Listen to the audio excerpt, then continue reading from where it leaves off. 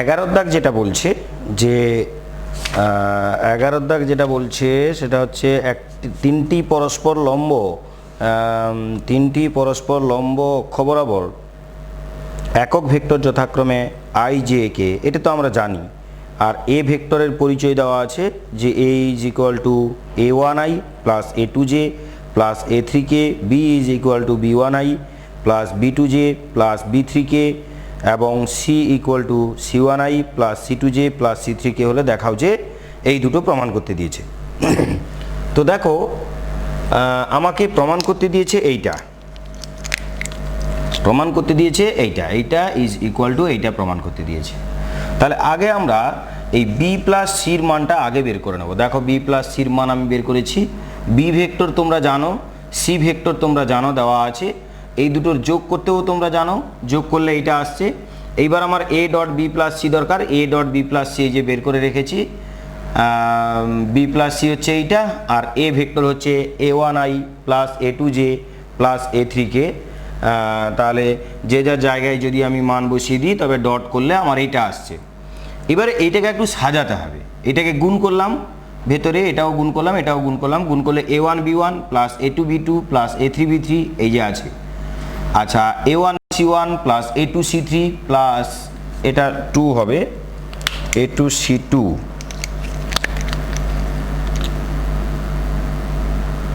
এটা 2 a2 c2 plus a3 c3 এইরকম হচ্ছে। তাহলে যে যার জায়গায় আমি মান বসিয়ে দিলাম। আচ্ছা এরপর আমাদের এইটার মানে কি? এইটার মানে হচ্ছে a1i, এই যে দুটো ডট, এই দুটো ডট করলে দেখো এইটা আসছে a1 b1 plus a2 b2 plus a3 b3, দেখো এইটা আছে। আবার এইটার মানে হচ্ছে এইটা ডট এইটা। এবার তোমরা দেখো এটা হচ্ছে এ ভেক্টর, এটা বি ভেক্টর, তার দুটো ডট, দেখো A vector dot B vector, এটা A vector dot C vector, দেখো A vector dot C vector. প্রমাণটার দিকে লক্ষ্য রেখে কাজ করতে হবে। আমাকে প্রমাণ এইটা করতে দিয়েছে, এইটার মানে হচ্ছে এইটা, আগে এটা লিখে দাও, লিখে দিয়ে দেখো এইটার মানে এইটা আসছে কিনা, দিলে প্রমাণ হয়ে যাবে। তো এটা প্রমাণ হয়ে গেল। এবার 2 নম্বর যেটা বলছে B plus C vector cross A vector, এইটা সমান এইটা প্রমাণ করতে দিয়েছে, মানে এটা ক্রস করলে এইটা আসবে, এটা একটা ফর্মুলা, তো সেই ফর্মুলাটাকে প্রমাণ করতে দিয়েছে। তো দেখো বি প্লাস সি মানে তো তোমরা আগেই বের করে রেখেছো। এরপর যদি এই দুটোর ক্রস করতে হয় তাহলে এইভাবে ক্রস করা হয়, ক্রস করলে এটা আসছে। এবার ডিটারমিনেন্টে আমরা শিখেছিলাম যে যদি এই রকম দুটোর যোগ করা হয়, দুটো রো যদি সেম থাকে, একটা রো যদি আলাদা থাকে, তবে যোগ করলে b1 plus c1 b2 plus c2 b3 plus c3 এরকম হয়। দেখো তাহলে এইটা আছে মানে আমি এটা লিখতে পারবো। আর এইটার মানে হচ্ছে বি ক্রস এ, এইটার মানে হচ্ছে বি ক্রস এ, আর এইটার মানে সি ক্রস এ। দেখো প্রমাণ হয়ে গেল। এটা গেল 11 দাগের 1 আর 2। এরপর 12 দাগ দেখো। 12 দাগ যেটা বলছে তিনটি পরস্পর মনে করো এ ভেক্টর এইটা, বি ভেক্টর এইটা, সি ভেক্টর এইটা, তিনটি প্রদত্ত ভেক্টর হলে তাহলে কি দেখাতে বলেছে? এ ক্রস বি নির্ণয় করো। তোমরা নিশ্চয়ই পারবে। আচ্ছা C cross minus of A vector. আচ্ছা এ ভেক্টর যদি এইটা হয় তো মাইনাস এ ভেক্টর কী হবে? তার উল্টো ডিরেকশান, তার মানে মাইনাস গুণ করে দেবো, তখন কী হবে? Minus 2i plus 2j minus কে, এটা হবে মাইনাস এ ভেক্টর। এরপর সি ক্রস এ বলেছে, তার মানে কি করব? আই জে কে, তারপরের রোতে সি ভেক্টরের যে কোএফিসিয়েন্টগুলো আছে -1 3 2, আর মাইনাস এ ভেক্টরের যেটা আছে -2 2 1, এইটা ডিটারমিনেন্টের মধ্যে লিখে আমরা যেটা সলভ করব ওটাই তার ক্রস। বাকিগুলো তোমরা সবই পারবে। এ ও বি ভেক্টরের মধ্যবর্তী কোণ নির্ণয় সেটাও পারবে, cos থিটা সমান a dot B by mod A mod B, এটা এইভাবে তোমরা বের করবে এই ফর্মুলাতে। 5এরটা মানে 12 দাগের 5এরটা, 12 দাগের 5এরটা পেরে গেলে। আচ্ছা 6এরটা বলছে এ ও সি এর মধ্যবর্তী কোণের সাইনের মান নির্ণয় করো। সাইনের মান কি করে নির্ণয় করতে হবে?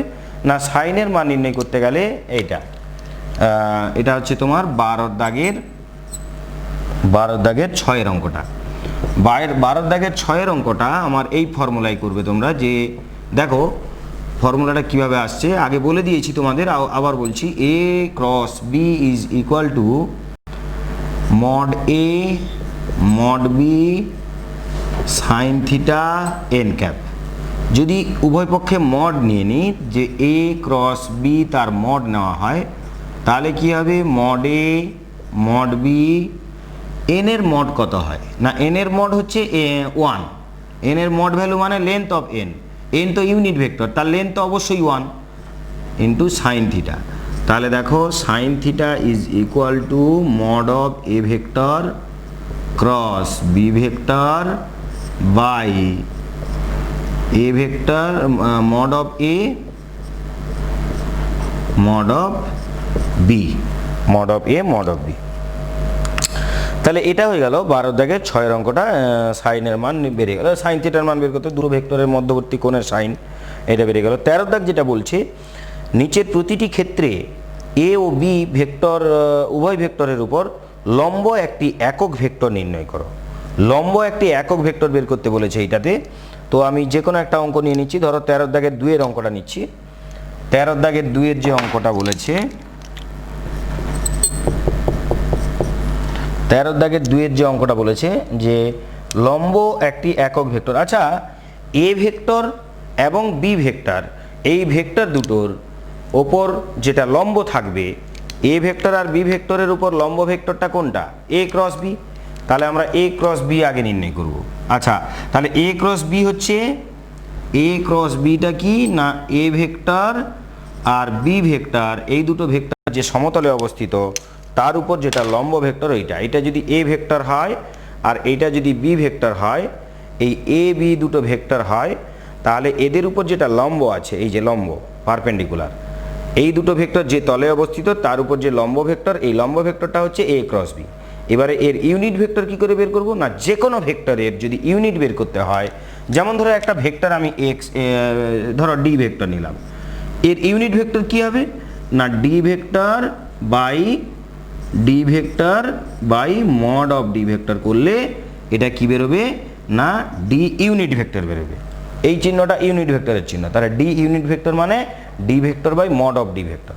তাহলে তাই করলাম, যদি A cross B, A vector এবং বি ভেক্টর এই দুজনের উপর লম্ব হয়, তাহলে সেই বরাবর ইউনিট ভেক্টর কি হবে না, এদের এই ভেক্টরটা বাই এদের মড, এ ক্রস বি এর হচ্ছে মডটা বের করতে হবে। তাহলে এটাই হচ্ছে নির্ণেয় একক ভেক্টর। কি বের করতে বলেছে, এ ও বি উভয় ভেক্টরের উপর লম্ব একটি একক ভেক্টর, নির্ণেয় একক ভেক্টর হচ্ছে এইটা। এরপর এ তো দেওয়া আছে, বি দেওয়া আছে, তাহলে আগে আমরা এ ক্রস বি বের করে নেব। তাহলে এ ক্রস বি বের করব কিভাবে না, আই জে কে হয়েছে, আই জে কে। এরপর যেটা দেওয়া আছে 2 - 2 1, 2 - 2 1, 1 2 - 2, 1 2 - 2 এইটা দেওয়া আছে। তো তাহলে দেখো i ইন্টু 4 4 - 2 মানে 2, মাইনাস জে ইন্টু -4 - 1 মানে হচ্ছে -5, তাহলে প্লাস 5j আর প্লাস কে ইন্টু এটা বাদ 4 মাইনাস অফ -2 মানে 6k এইটা। তাহলে ইউনিট ভেক্টর কি হবে, এইখানে বসিয়ে দেবো আমরা এই ফর্মুলাতে বসিয়ে দাও। তাহলে এ ক্রস বির মান হচ্ছে এইটা, যে 2i plus 5j plus 6k divided by এদের যেটা মড কি হবে, 2 এর স্কোয়ার মানে 4, root over of 4 plus 25 plus 36, তাহলে কত হবে না 5 4 9, 9 6 15 5, হাতে 1, 3 2 5 1 6, 65 রুট ওভার অফ, তাহলে 2i plus 5j plus 6k by root over of 65।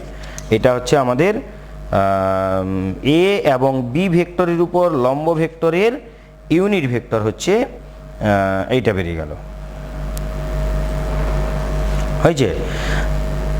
তো এই গেল 13 দাগের 2 এর অঙ্ক। তার 13 দাগের 2 এর অঙ্ক যেমন হলো 1 এর এবং 3 এর অঙ্কটাও পুরো সেম হবে। 14 দাগ যেটা বলেছে দেখো যে এ ভেক্টর দেওয়া আছে, বি ভেক্টর, সি ভেক্টর দেওয়া আছে, দেখাও যে এইটা ইকুয়াল টু এটা, এটা ইকুয়াল টু এটা প্রমাণ করতে হবে। মানে এই যে এই দুটো ফর্মুলাকে ইন জেনারেলি সলভ করা হয়েছে, সেটা ভেক্টরগুলো দেওয়া আছে সংখ্যা দিয়ে। এখানে a1 b1 c1 a2 b2 c2 a3 a1 a2 a3 b1 b2 b3 c1 c2 c3 এরকম দেওয়া ছিল, কিন্তু এখানে সংখ্যায় দেওয়া আছে। তো সেটা আরও ভালো হলো, এই দুটো প্রুভ করতে দিয়েছে, নিশ্চয়ই তোমরা পারবে। 15 দাগ ভেক্টর পদ্ধতি প্রয়োগে দেখাও যে এইটা এবং এইটা বিন্দু তিনটি সমরেখ। তো দেখো তিনটি বিন্দুর নামকরণ করে দাও, এ বি সি দিলে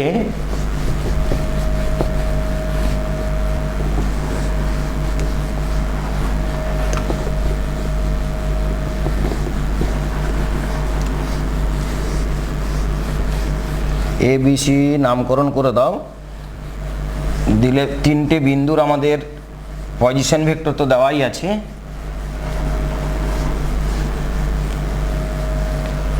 দেখো এটা হচ্ছে আমাদের 15 দাগের অঙ্ক। 15 দাগ যেটা বলেছে যে তিনটে বিন্দু, মনে করো এ, এটা একটা বি আর এটা একটা সি। এ বিন্দুর পজিশন ভেক্টর কত দেওয়া আছে না 2 -3 4। তার মানে কি 2 মানে 2i minus 3j plus 4k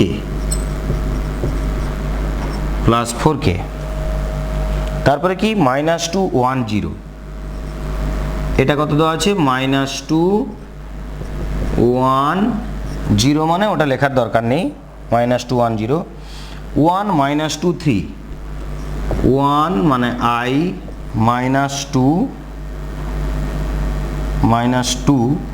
মানে 2j প্লাস 3 মানে 3k। এটা হচ্ছে সি ভেক্টরের, সি বিন্দুর পজিশন ভেক্টর।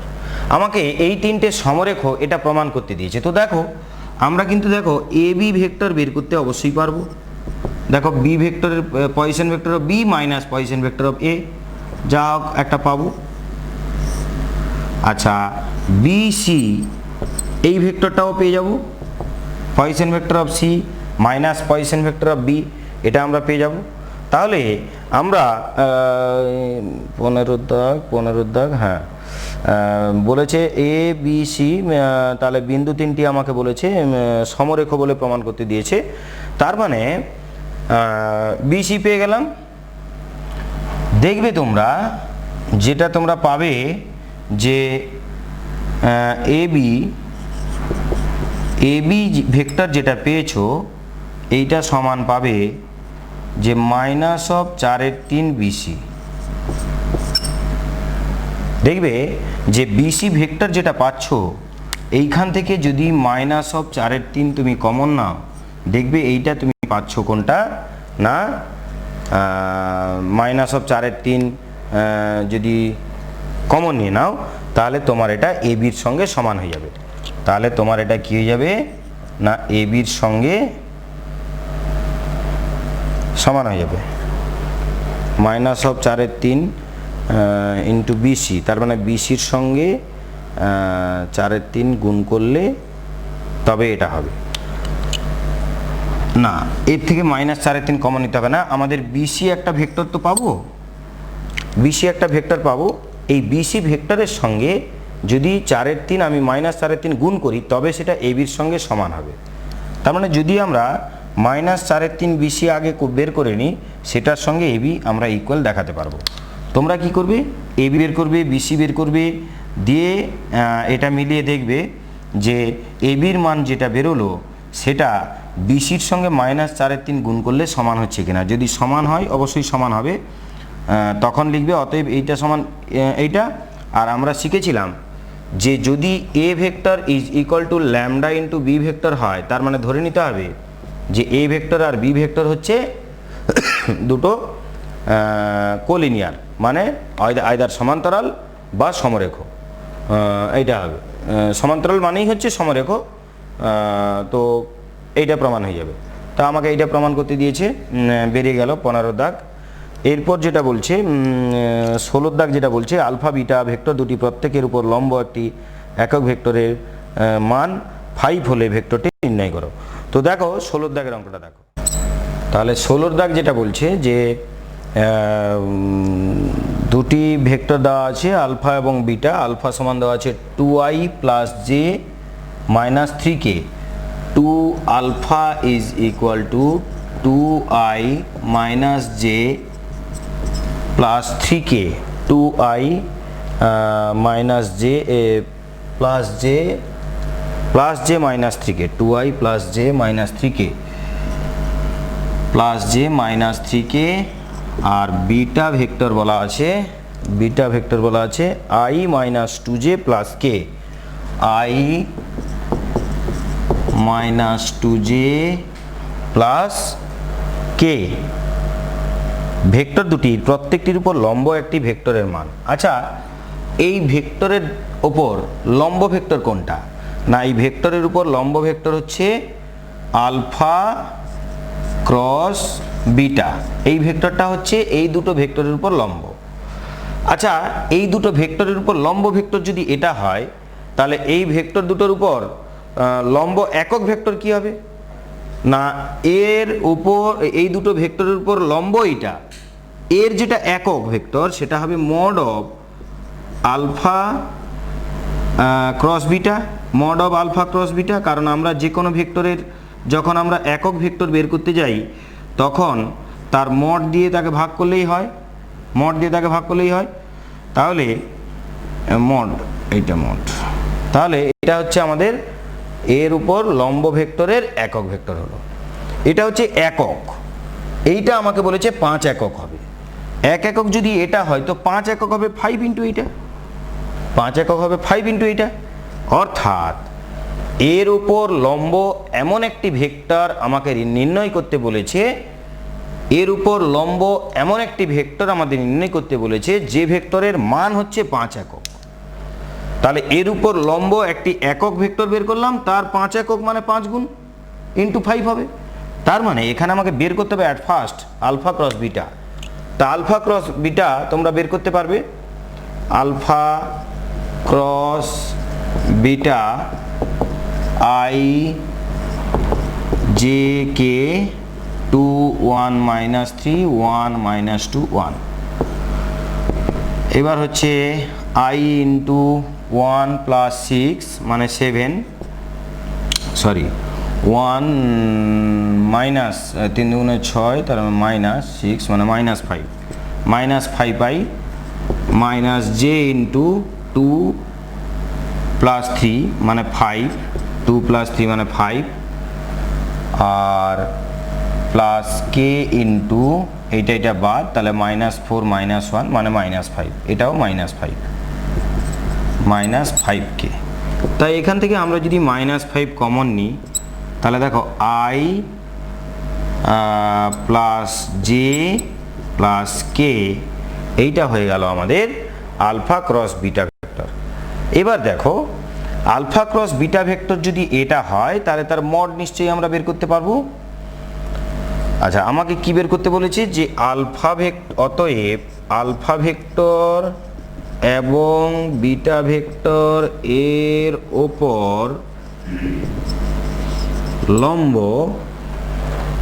লম্ব, একটি ভেক্টরের মান 5 একক হলে লম্ব এবং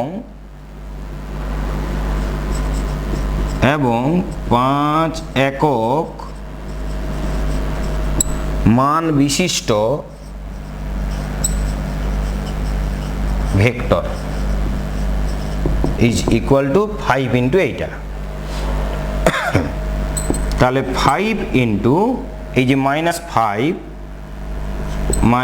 5 into i plus J plus K divided by নিচে হচ্ছে কত? এদের মড নিলে কত হবে না 5 ইন্টু √3, 5 √3। তাহলে এটা কেটে গেল, তার মানে -5/√3 into i plus J plus K. তো এটা গেল এর উপর লম্ব ভেক্টর। দেখো আলফা ক্রস বিটা, এই যে ভেক্টরটা মন দিয়ে শুনবে, এইটা যদি আলফা হয় আর এইটা যদি বিটা হয়, তাহলে এদের উপর ক্রস করলে এইটা হচ্ছে আলফা ক্রস বিটা, সেটাও এর উপর লম্ব, এবং এই বরাবর 5 একক আমরাও নিতে পারি। তখন হচ্ছে এই যে অ্যান্সারটা। আবার যদি আমরা এটা নিই যে বিটা ক্রস আলফা, তখন কি এর নিচের দিকে ডিরেকশনটা, এটা হচ্ছে বিটা ক্রস আলফা, এটাও কিন্তু এই দুটো ভেক্টরের উপর লম্ব। এবং এই বরাবর যদি আমরা 5 একক নিই, তাহলে সেটাও কিন্তু এই কন্ডিশন ফিল আপ করছে।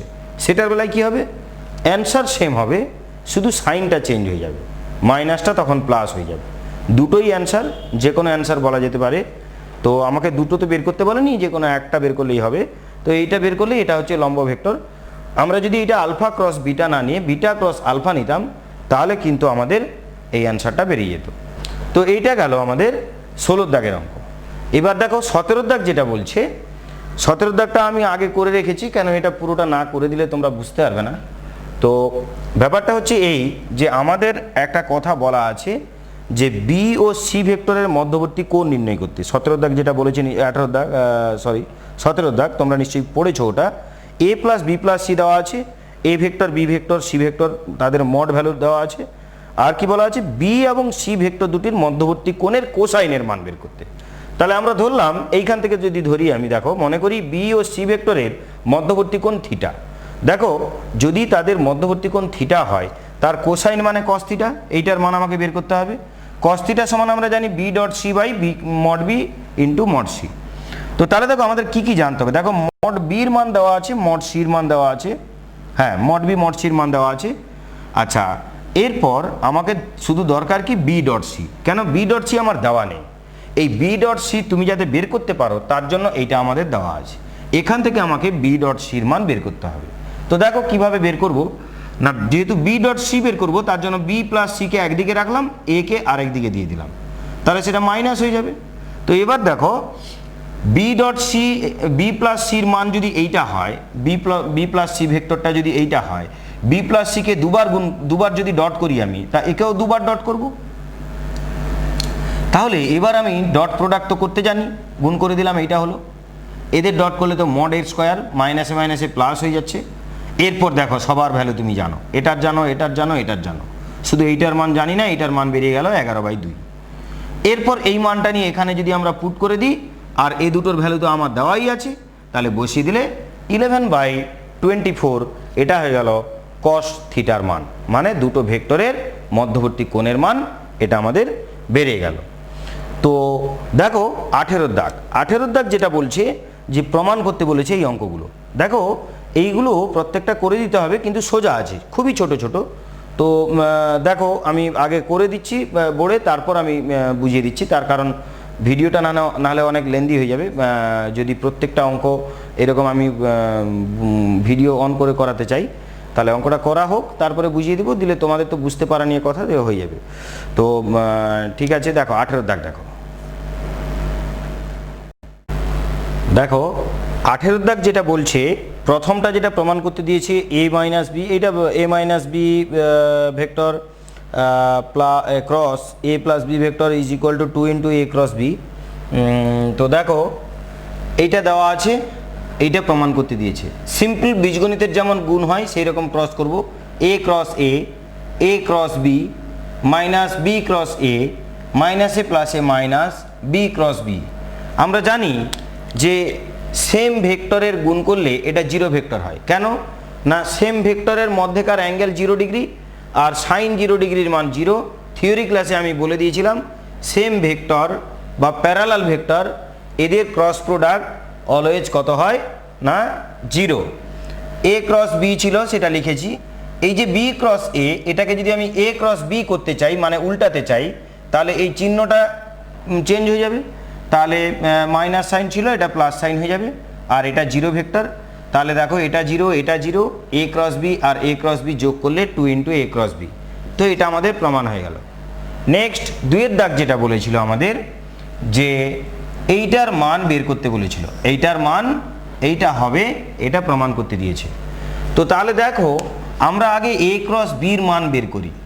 আচ্ছা a ক্রস বি তোমরা নিশ্চয়ই জানো, আর a ক্রস বির মড করলে, mod of a cross B করলে mod a mod B sine theta, N ক্যাপটা এখানে থাকবে না কারণ এন ক্যাপের মড ভ্যালু হচ্ছে 1, আর a ডট বি এটা হচ্ছে mod a mod B cos theta. তো আমরা যখন এদের স্কয়ার করব তখন এর স্কয়ার করলে এদেরও স্কয়ার হয়ে যাবে, মড এর স্কয়ার মড বির স্কয়ার সাইন স্কয়ার থিটা। আর এটার যদি হোল স্কয়ার করি তখনও mod A square mod B square cos square theta. তাহলে এদের দুজনকে স্কয়ার করে যোগ করলে কি হবে, এই যে স্কয়ার করে যোগ করলে না এদের স্কয়ার করে যোগ। আচ্ছা দেখো যখন এর স্কয়ার করে যোগ করব তখন মড এ স্কয়ার এখানেও আছে এখানেও আছে, মড বি স্কয়ার এখানেও আছে এখানেও আছে, তাহলে সেটা কমন চলে আসবে। চলে আসলে এখানে কি থাকবে সাইন স্কয়ার থিটা, এখানে পড়ে থাকবে কস স্কয়ার থিটা।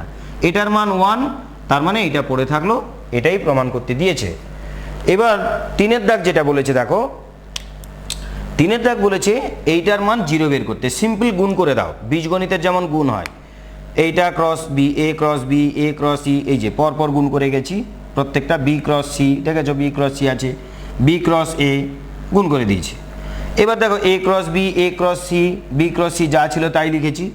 এটা এ বি ক্রস এ আছে, উল্টিয়ে দিলে কি হবে মাইনাস হয়ে যাবে, এটা এ ক্রস বি। কেন করলাম, কারণ এখানে একটা এ ক্রস বি আছে, তাহলে আমার তো 0 প্রমাণ করতে হবে, তাহলে নিশ্চয়ই এটা কাটিয়ে দিতে হবে। কাটাতে গেলে কি করতে হবে, এটাকে এ ক্রস বি করতে হবে, দিলে সাইন চেঞ্জ হবে, তখন এটা কেটে যাবে। ঠিক সেমভাবে এ ক্রস সি ছিল, সি ক্রস এ ছিল তাকে এ ক্রস সি করলাম, সি ক্রস বি ছিল তাকে বি ক্রস সি করলাম, সবাই কেটে গেল, তখন কি হয়ে গেল না 0 ভেক্টর। এখানে ভেক্টর অবশ্যই চিহ্ন দিতে হবে। কেন চিহ্ন দিতে হবে, কারণ এটা হচ্ছে ভেক্টর প্রোডাক্ট, আর এটা স্কেলার প্রোডাক্ট নয়।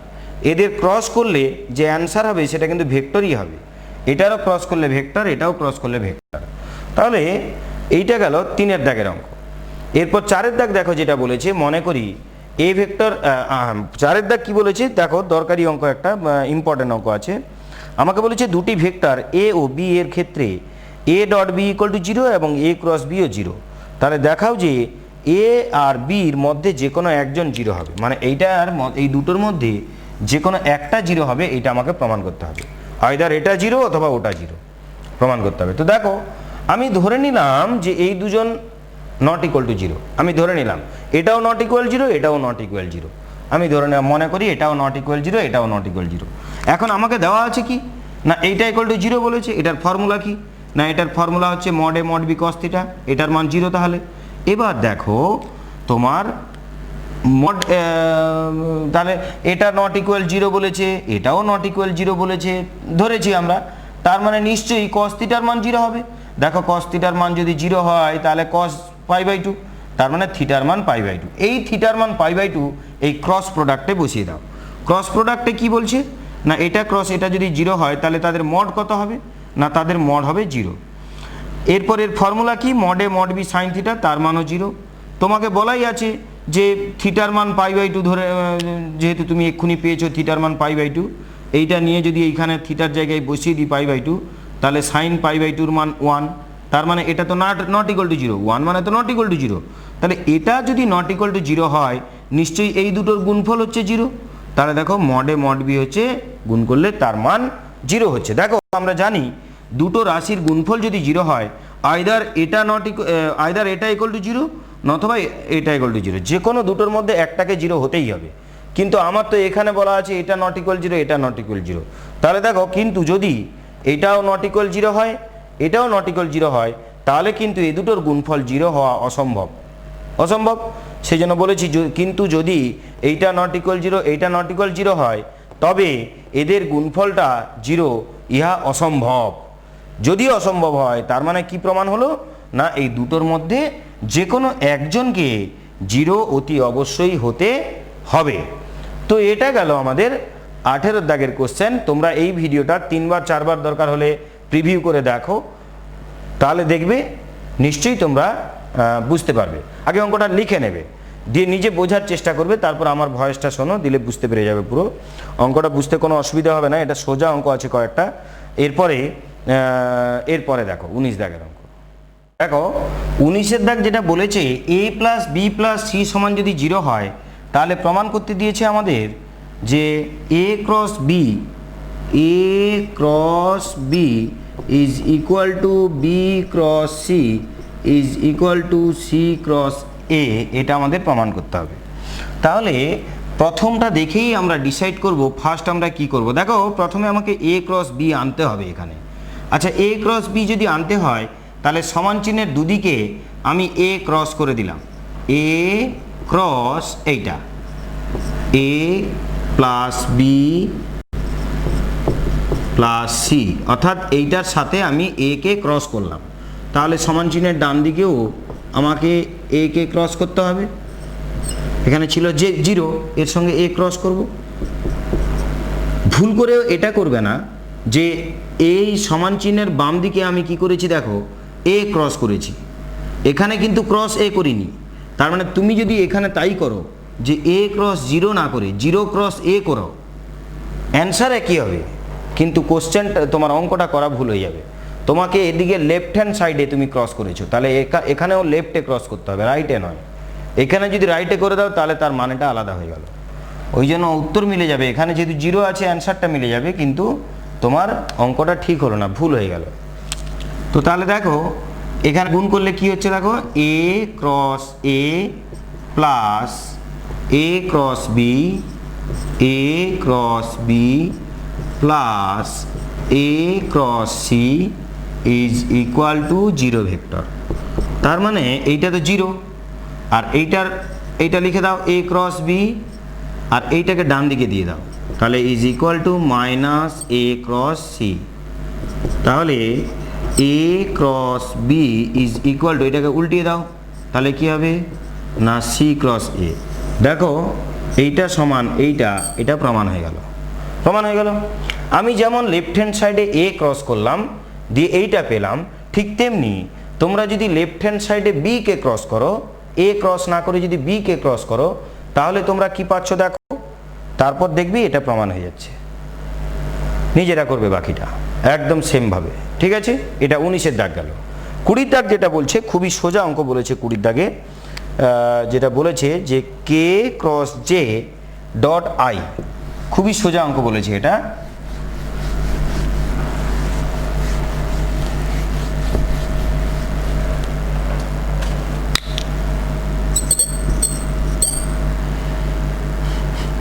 কি বলেছে, K cross J, K cross J dot I plus J cross K, না J dot K, J dot K, J dot K, এইটার মান আমাদেরকে নির্ণয় করতে বলেছে। তো দেখো খুব মন দিয়ে শোনো। আচ্ছা, ক্রস প্রোডাক্টে আমি তোমাদেরকে বলেছিলাম যে আই জে কে এরকমভাবে তোমরা লিখে দেবে। আই জে কে আমি কি ডিরেকশনে লিখেছি, এই ডিরেকশনে। তাহলে কে ক্রস জে বলেছে, কে ক্রস জে মানে তো উল্টো দিকে যাচ্ছি, তাহলে উল্টো দিকে গেলে হবে মাইনাস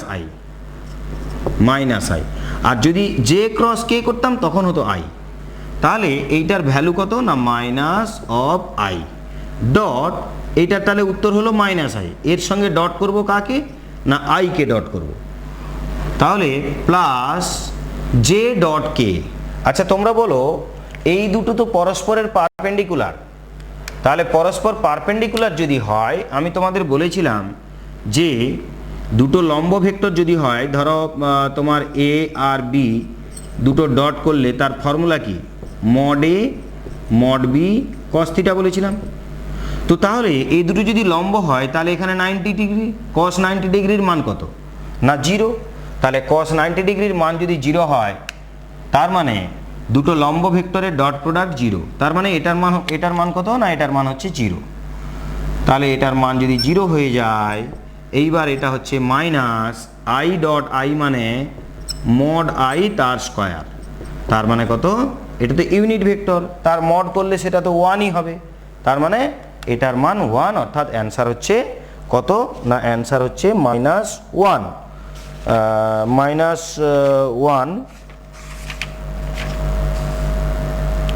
অ্যান্সার হচ্ছে -1।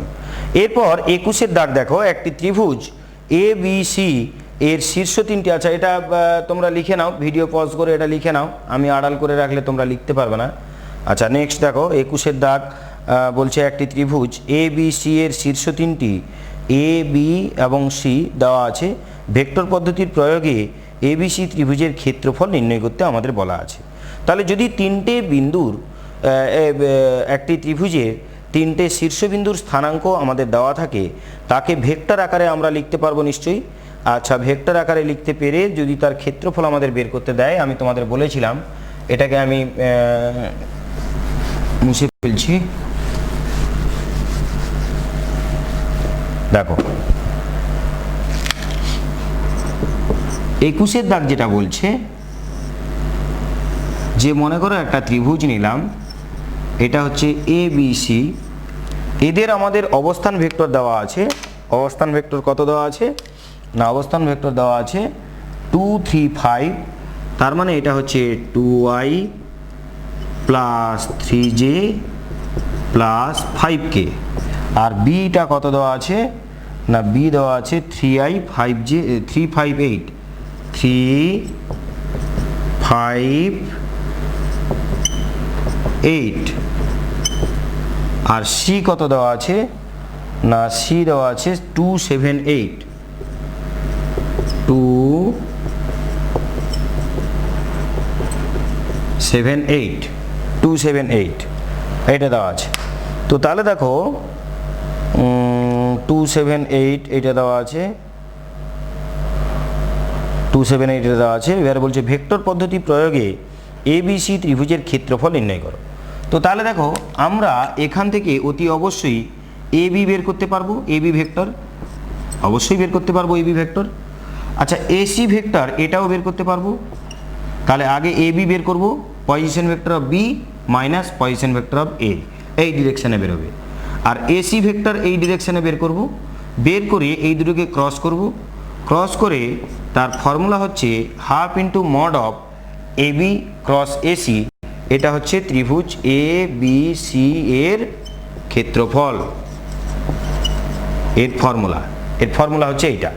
তো নিশ্চয়ই তোমরা পেরে যাবে, এ বি বের করবে, position vector of B minus position vector of A করলে এ বি বেরোবে, এসি বেরোবে, position vector of C minus position vector of A করলে এসি বেরোবে।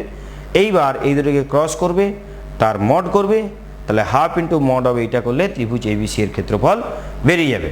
আর এটা যদি হাফ আমরা না দিই তখন কি বেরোবে না, তখন হচ্ছে এই যে সামান্তরিকের ক্ষেত্রফল বেরোবে, এই যে সামান্তরিকের ক্ষেত্রফল, এই সামান্তরিকের ক্ষেত্রফল তখন হাফটা যদি না গুণ করি।